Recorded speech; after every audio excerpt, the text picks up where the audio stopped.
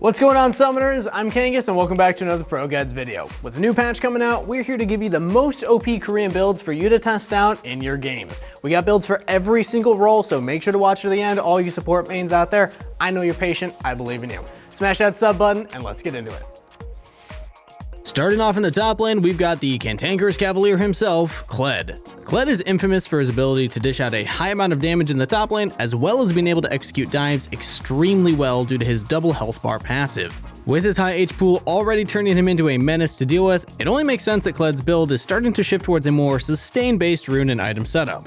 With this build, you're going to be constantly shielding and healing after you've demounted, which will allow you to survive until you can climb back onto Skarl and continue the fight. You're going to want to take Flash and TP with Grasp the Undying, Demolish, Conditioning, Overgrowth, Triumph, and Last Stand. For your items, you're going to want to start with the standard Doran's Blade and Potion, and then build into a Gourd Drinker, Defensive Boots, and Ravenous Hydra, Gargoyle Stoneplate, and then Steric's Gauge. To top off your build, you can pick up a situational item such as Thornmail or Spear Visage. Next up, we've got the hero of Piltover, and hopefully the hero of your ally solo queue games. Jace has been a force to be reckoned with in the top lane due to his ability to harass from afar and disengage with his hammer. This, combined with his ability to have decent scaling and high burst, turn him into a fighter and assassin put together. For runes, you're going to want to take Conqueror, Presence of Mind, Alacrity, Last Stand, Magical Footwear, and Biscuits. The combination of Biscuits and Presence of Mind will allow you to stay in lane longer and harass your enemies without significantly draining your mana pool. For your build, you'll want to run Flash and Teleport, then start with the Doran's Blade and go into an Eclipse. Follow that up with Defensive Boots or Lucidity Boots based on the enemy team comp, Manamune, Yomu's Ghostblade, and top it off with a situational item such as Maw of Malmortius, Cyrilda's Grudge, Chemtech Chainsaw, or Edge of Night. All four of these items are extremely powerful and can give you the edge you need to beat the enemy later on in the game. This build is most effective if you can pull off a cheater recall for a very early tier, but that's not always necessary. Keep in mind that one of the biggest strengths with this build is that Jace benefits from both of the Eclipse buffs due to being able to switch from melee to ranged. Have that in the back of your mind whenever you're comboing for maximum efficiency. Before we continue into the jungle though, let's go over our question of the day. Today's question is, what are some of your favorite changes in this new season?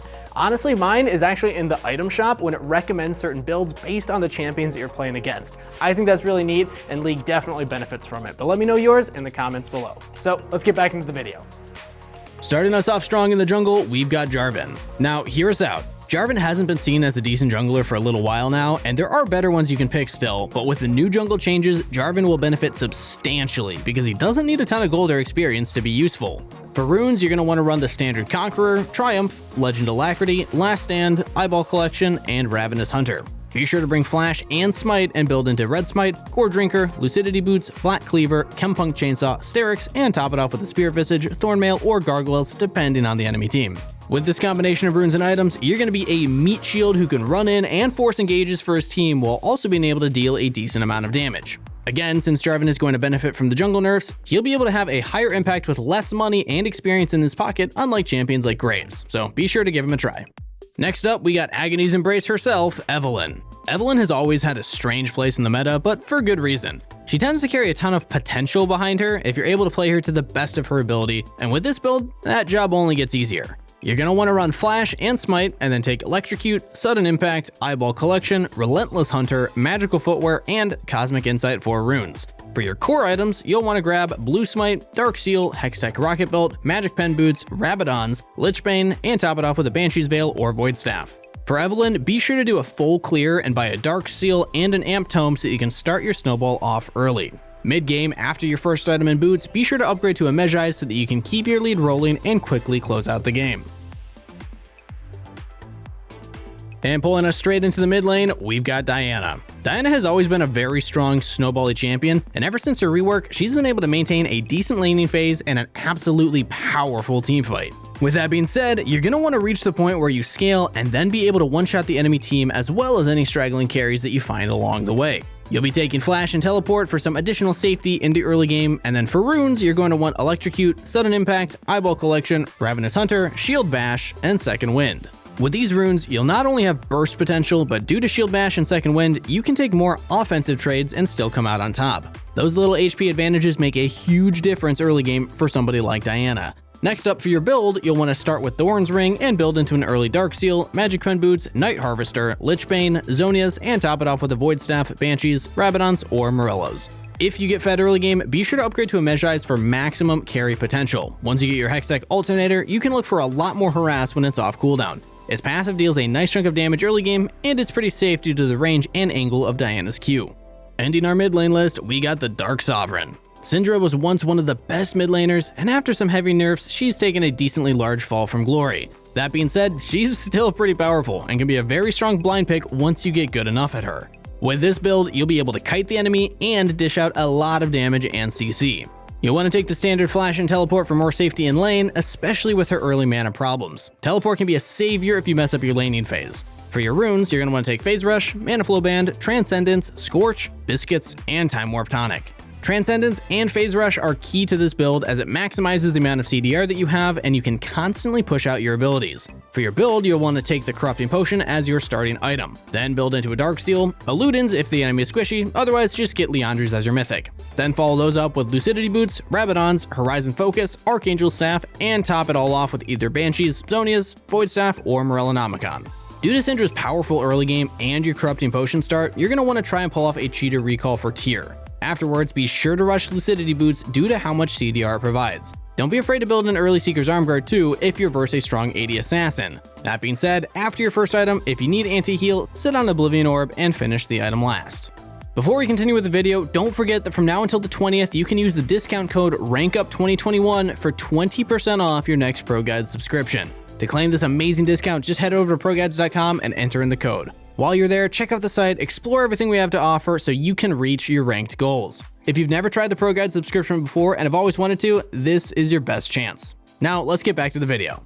Slowly pulling us into the bot lane, we've got Ashe. Ashe isn't really a new pick as she was extremely dominant in the bot lane a few months ago. Now she's a pretty decent pick and can serve as a powerful lane bully that can carry your team to victory as she kites the enemy bruiser around and helps your team get free picks. You'll want to take Flash and Heal, and then for runes, run Lethal Tempo, Presence of Mind, Legend Bloodline, Cut Down, Biscuits, and Approach Velocity. Ashe has always had an impressive combo by having access to Biscuits and Approach Velocity, and with the addition of Presence of Mind, she's able to sustain her mana even further and slowly poke the enemy out of lane.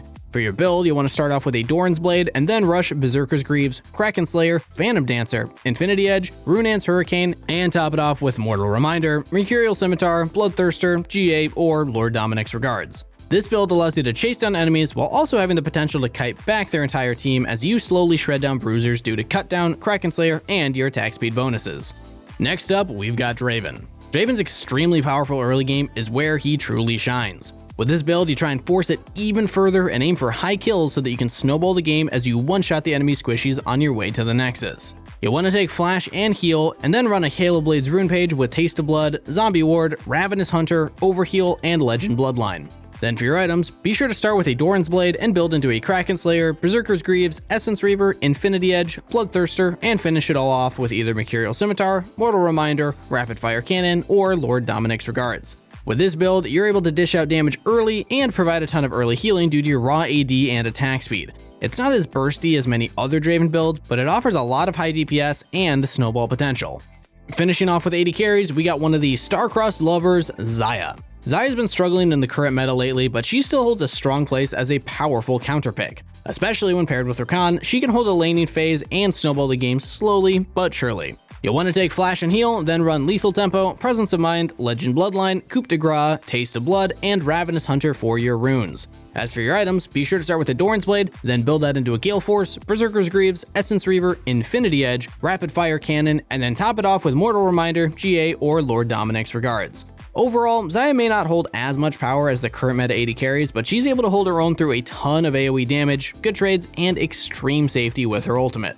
Now for my favorite position, let's take a look at the support lane, starting off with Taric. This champion isn't as popular as many of the other supports and is infamously known for his pairing with Master Yi. Nonetheless, he's still a fairly strong support that can not only offer amazing utility, but he can also dish out a decent amount of damage early game due to his passive. For runes, you're going to want to take Guardian, Font of Life, Bone Plating, Unflinching, Presence of Mind, and Legend Tenacity. Be sure to take Flash with either Exhaust or Ignite depending on what the team needs. For your items, you'll want to build around your strong early game and heavy mana costs by rushing an early tier. Start the game with a Relic Shield, then build Lucidity Boots, Locket, Dead Man's, Archangels, and finish that off with a Thornmail, Spirit Visage, Knight's Vow, or Redemption. Use your early tier and Lucidity Boot Power Spike to spam your Q and passive interaction so that you can constantly win the 2v2s early on.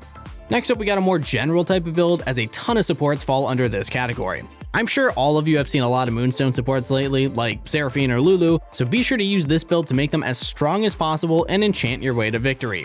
You'll always want to take Flash with either Exhaust or Ignite, and for runes you'll take Guardian, Shield Bash, Bone Plating, Revitalize, Biscuits, and Cosmic Insight. For your items, start off with Spell Thieves, then rush into a Dark Seal with a Moonstone, Lucidity Boots, Staff of Flowing Water, and top it off with Redemption, Mikhails, or Rabadons. Remember to upgrade your Dark Seal into Magi early on so that you can keep snowballing your lead and keep your team ahead. And finally, bringing an end to our list, we've got the Locket supports. This is another pretty general build, but it fits a ton of the current meta Locket supports such as Rel, Leona, and Thresh. Be sure to take Flash with Exhaust or Ignite, and then for runes, you're going to take Guardian, Shield Bash, or Font of Life, depending on if you have a shielding ability, Bone Plating, Revitalize, Biscuits, and Cosmic Insight. Your core build is going to be Relic Shield, Lucidity Boots, Locket, Knight's Vow or Zeke's, Deadman's, and finish it off with Thornmail, Spirit Visage, or Redemption. With this build, you'll be able to protect your team while also being able to go for early and mid-game plays to get everyone ahead. The more you practice with the build, the more you'll adjust to its power spikes, which will allow you to take better fights in the early game without dying. And that's our list of Korean builds for this patch. Thanks so much for watching, everybody. Be sure to check out our Discord using the link found down below. You can join the ProGuides fam, get access to exclusive deals, giveaways, and competition. Plus, you're just able to hang out with some amazing people. Like, sometimes I just go in there and smack talk Nate. It's incredible. Anyway, best of luck on the Rift, stay hydrated, and I'll see you in the next one.